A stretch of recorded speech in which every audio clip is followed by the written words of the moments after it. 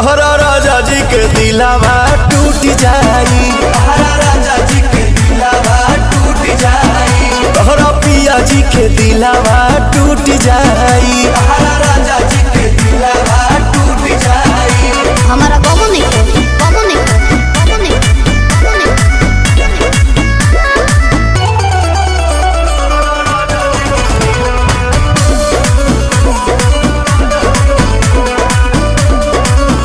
खिसियालू कहे रिसियालू कहे गरम आलू तो फेंक देलू आलू कहे चालू तो बोलो ना चालू कहे हमसे भइल बाटे भाजी धोखा, एही आलू के मिस देब चोखा बुझाई।